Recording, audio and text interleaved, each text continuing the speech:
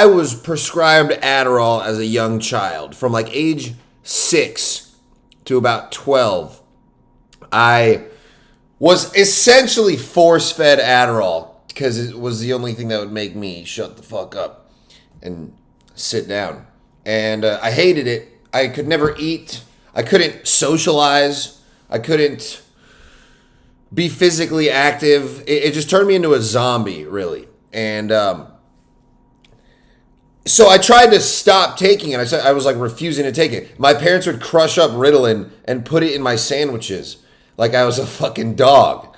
And when I was I think when I was 12, that's when I got smart enough to do the little sleight of hand where you just like, oh, I take the pill and then I just pretend like I take it and then throw the pill away. So I sneakily got off Adderall in like middle school. And then life got better. I was having more fun and I was able to eat and put on some weight and, you know, just be a normal human's a stretch, but be how I was supposed to be.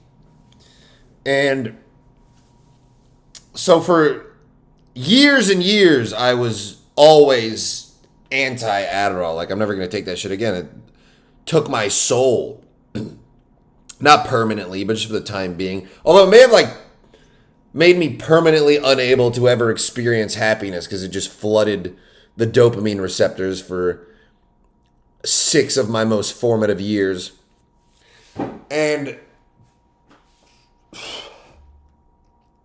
like I was like fucked up in the head, but not in like a bad way. I was just like, my parents took me to a bunch of doctors to figure out what was wrong with me. They diagnosed me with ADHD and they're like, well, other than that, I think he's just kind of a weird kid, but there's nothing else we can diagnose him with. And but then one doctor was like, well, maybe he got molested. Maybe that's why he's so weird. Have you ever asked him that? So my parents like sat me down. I was like 8 years old. And they were like, did anyone ever touch you? And I'm like, what? What do you mean? I didn't understand that concept yet. I was so young. And they're like, well, you know, did anyone ever, like any adults at school ever touch you inappropriately or anything like that? And I'm like, what are you guys talking about?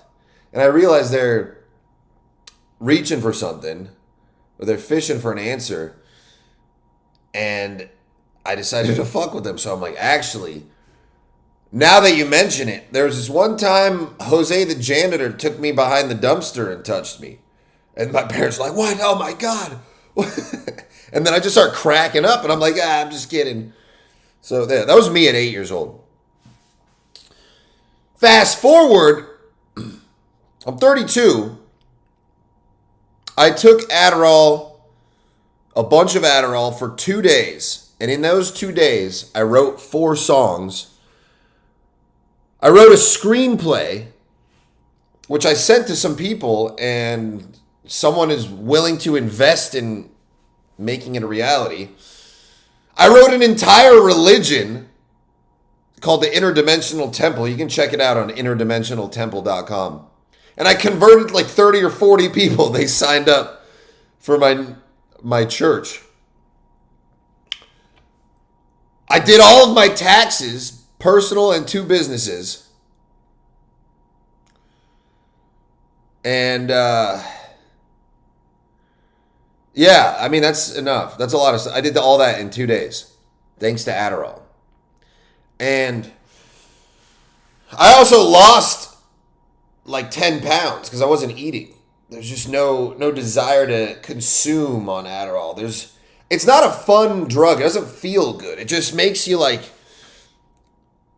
feel like you just have to get stuff done. Like when you smoke weed, you kind of just stare at the wall and you can just be fine doing nothing. When you're on amphetamines, you're like, I gotta get shit done. I gotta make things happen. That's why I think I think meth heads are probably more productive than the average weed smoker. I don't really have any evidence in real life, but I just feel like that's based on my personal experience, at least. When I'm high on weed, I don't do shit. When I'm high on Adderall, I do everything. But it is limited to like being at home with a computer. But in today's day and age, that is probably the best thing you can master, because I mean, I'm pretty good at doing in-person stuff and, you know, speaking on stage and shit, but you can only reach so many people with that. With the internet, you can reach the world. So now I'm at a crossroad where I'm like, do I keep taking Adderall and keep gaining productivity while losing weight, losing my health, and essentially losing my social life? Because I can't talk to people, and I have no desire to be around people. Even my buddy came over and we were hanging out, and I'm just like, I need you to leave so I can fucking. And normally I'd say health is the number one priority, but I've been prioritizing health for years, and I'm healthy as fuck. And maybe it's time to put health on the back burner, and because you got to make sacrifices in life. Maybe the sacrifice I need to make is sacrifice my muscle mass for success. And then I could gain it back later. How much damage could I really do going on week-long amphetamine benders? Probably a lot. Is it worth it? Maybe. I don't know. Probably. I look at other people who are always on Adderall, and they seem to be doing pretty good.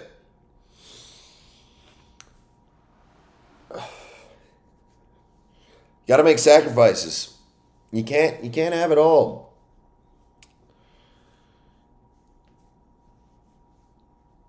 I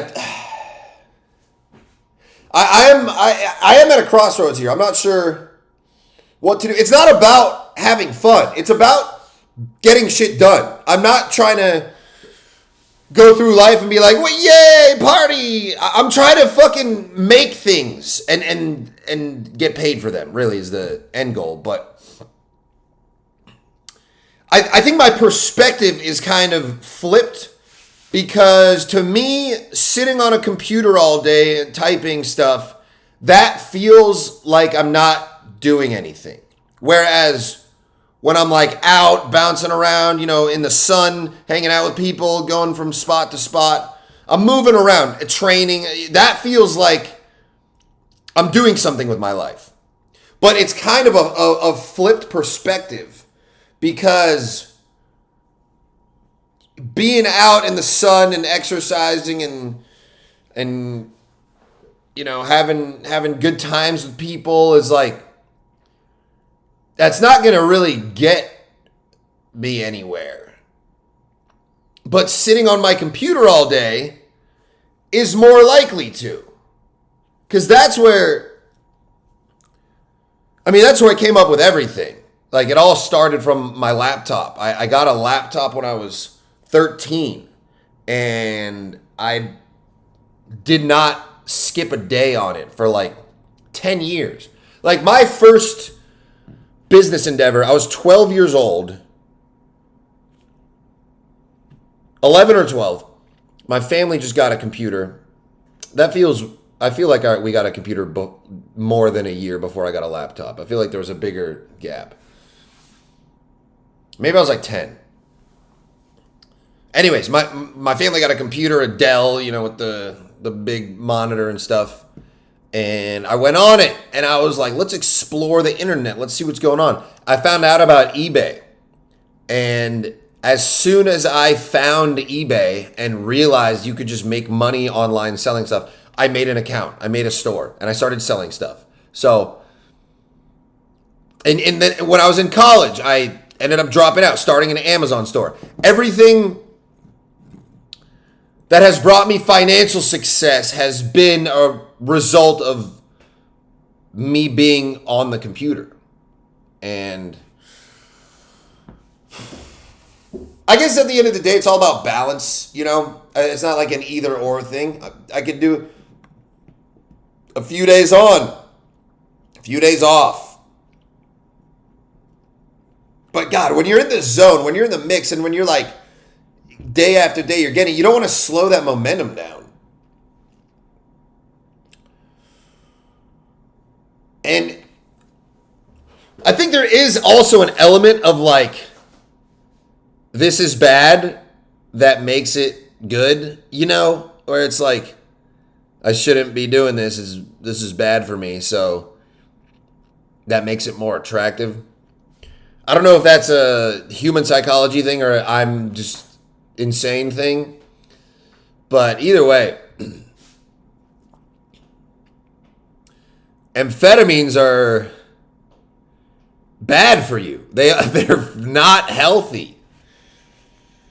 But neither is wasting your potential. That's not good for you either. And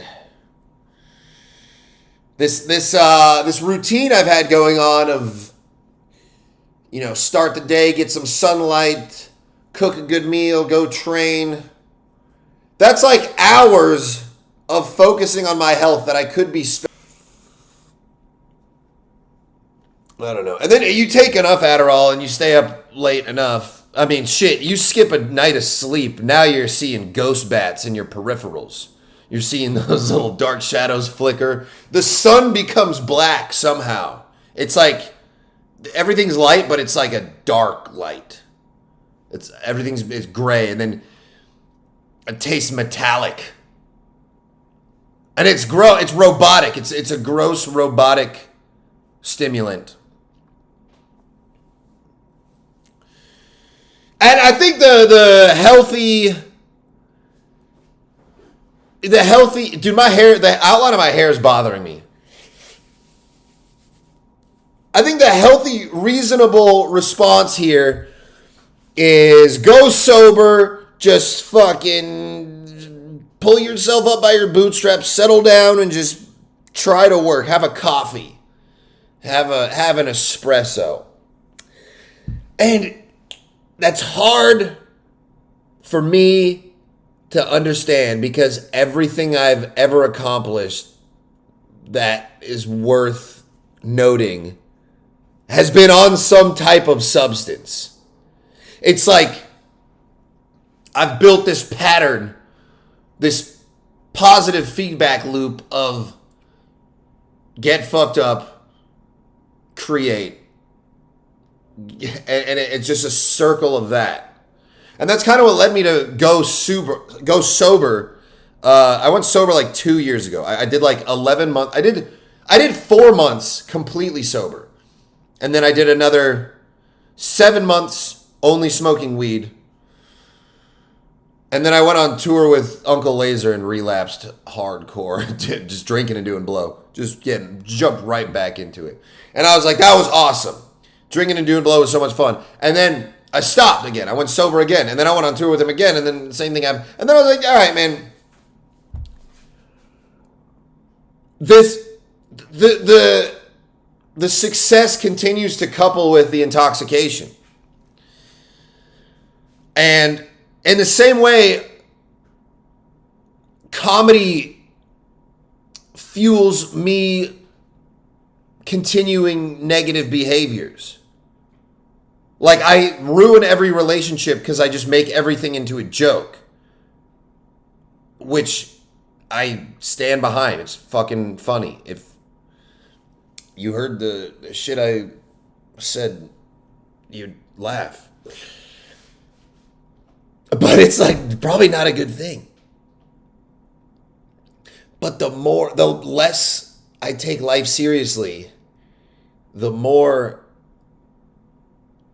funny I get. And then I get better at comedy. But at the same time, it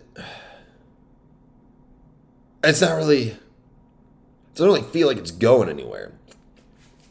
So I gotta do something new, like make a show or a religion, which is why I need to get addicted to stimulants. You got to eat before though. I'll figure it out. I'm gonna go try to